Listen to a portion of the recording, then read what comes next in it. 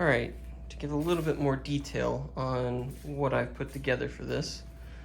This is a just really basic Harbor Freigh cart.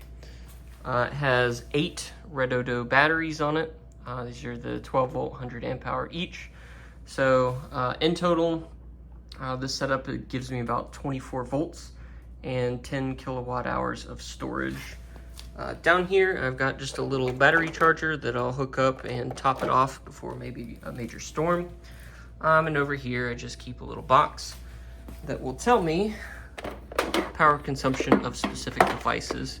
It's got a little power meter. I put this together a long time ago. That's there just for testing. I do keep the manual with this. I highly recommend it if you do, just because the menu, if you've ever been through this, is incredibly confusing what everything means. But once you get it set up, you likely don't have to touch it again. So this is the inverter, 3000 watts output, 6000 watts peak. This is the Wi-Fi connection. It will upload some consumption, charging information, things like that to the website. Again, kind of confusing, but it does actually have some interesting metrics it'll show you. Emergency cutoff switch will turn on. Same with this. For the solar input, it'll take 30 to 115 volts input and up to 2000 watts. So I do keep on hand around 2600 watts of panels that I can hook up just in case I do need this after a storm. This is the output. I just have some basic plugs in there. It's only 120. I didn't worry about 240 or anything, as this is not meant to be any sort of permanent setup, just emergency for after a storm. It will charge being plugged into the home AC or generator. I do have a sine wave generator. I keep on hand enough gas to run it at 50% load for a week.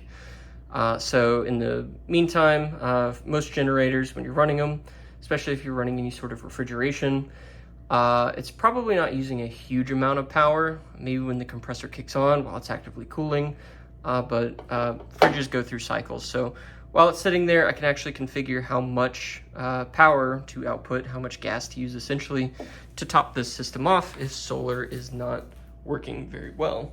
So the system's on right now. Got my battery voltage, got my output over here. It is a pure sine wave output. And depending on how you're charging this, kind of hard to see whether it's solar, coming from the grid, anything like that. It will actually show the design for you here and how this is actually running, how it's being powered, the usage, everything like that. So you can kind of scroll through, change a little bit about what's configured for input, output.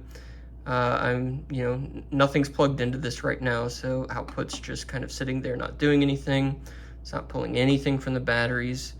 Idle usage on this, I think once the screen goes off, is 2 watts, so pretty low. Right now, no load or anything, so we've just got battery to inverter to nothing.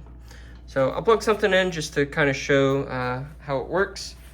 And just kind of demo this fan will kick on. If it starts pulling high consumption or anything, it'll give you warnings, but overall been a pretty solid system that I've done a couple months of testing this, where I'll run it as a hybrid setup with grid priority, PV priority, all sorts of connections, running tools, charging batteries, window units, things like that. And it's been a pretty solid system for me.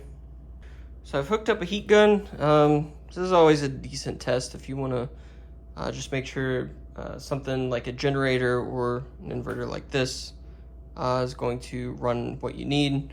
These usually pull about 1500 watts max, but we'll see what it does here.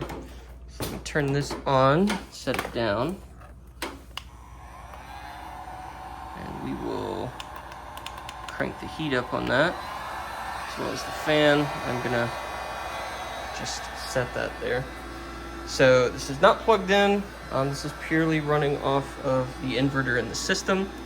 And right now, yep, we're showing 1.48 kilowatts. So it's running it just fine. It's kind of hard to hear, but the fan kicked up just a little bit here. But everything's running okay with this. So this is about half of what it's supposed to maintain consistently, which is the 3,000 watt output. Now, while that's plugged in and running, you can see battery voltage always going to take a hit as soon as it starts drawing from them, but they are keeping up just fine. Pulling 62 amps from the batteries using through this 2-gauge wire here. Just to show what changes on the chart, we're going to plug this in real quick. And now with that plugged in, we're going to see this thing detect the grid, which is over here. And eventually it'll kick on and go to what I currently have configured, which is grid priority. So the fun thing about grid priority is if it does detect an active grid connection, you can set it to say, hey, stop drawing power from my batteries, let it just go straight to the actual load source, and then take some of that power and charge the batteries. So it's really configurable for something like that, and it's worked out really well with all sorts of configurations I've set up for it. So just some final thoughts on this. Seeing all the deals and technology with battery backup systems, EcoFlow has just become incredibly popular in the market. I asked myself making this video, would I do this again? Would I make this again? The answer is probably not. Really, the benefit of DIYing a system like this is that you can sort of, bring your own battery. You can bring as much batteries, the different types, whatever you want to the system, because when you have the inverter, charge controller, everything yourself, batteries don't matter, and you can just kind of throw money in it. So this is a 10 kilowatt hour system, 3,000 watt output. With something equivalent from EcoFlow, I mean, you're probably going to pay at least double the price. This whole system with 8 of these batteries, which gives me the 10 kilowatt hours, the cart, the wiring, the cable, the inverter, even the Wi-Fi unit, everything in here is probably right under or right at about $3,000. If you look up the equivalent for anything, it's going to be significantly more. Battery and storage is where they get you at with this sort of stuff. But really, I mean, this is probably overkill for most situations. The ease of use, though, with these new systems from all these companies, the apps, all the features with them, the portability of everything, honestly, it might be worth spending a little bit more just to have that features and all the benefits there. But if you're looking just for home backup, this thing's going to sit around most of the time. That's where, DIY is probably actually an okay investment in something like this. I would say the only major thing I would probably do differently with this entire setup is not get 8 batteries. I would have been much better off to, again, spend a little bit more for a different battery package, which is I could have gotten a 24 volt, 200 amp hour battery, which replaces 4 of these. It's going to be, 4 times the cost of one battery, and actually a little bit more than that. But I wouldn't have to worry about all this wiring. I wouldn't have to do all this.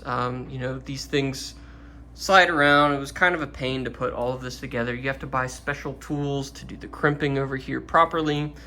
I would just buy the 24 volt batteries and call it that a day. There's probably a better package I could have other than a Harbor Freigh cart, but it did actually fit everything pretty decently in here. So if I wanted to go really professional, I could wall mount this system, integrate it into my home panel.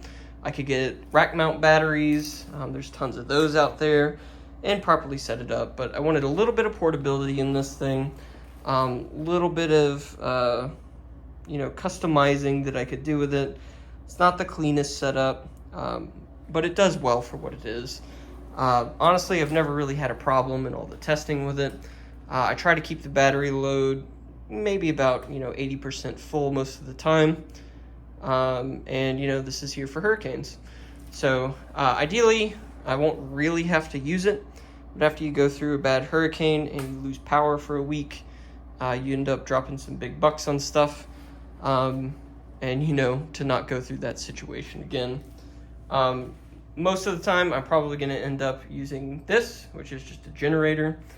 This is the Champion. It's got this inverter technology, so it's very quiet. Big thing was dual fuel, and I keep 20 gallons of gas on hand, which is right around enough to run this thing for a week at half load. It's the 4,500 watt version. Right now, these are running close to $1,000. I got this on Amazon when it was right around 600, so I got a really good deal on it. And I also keep, I got another tank somewhere, a bunch of propane on hand as well. So I can really run this thing and run, again, everything in my house for probably close to about a week and a half to 2 weeks, probably extending longer if I'm a little bit more conservative about the use of it. So mixed with that, this system, which I have solar panels that I can keep it charged.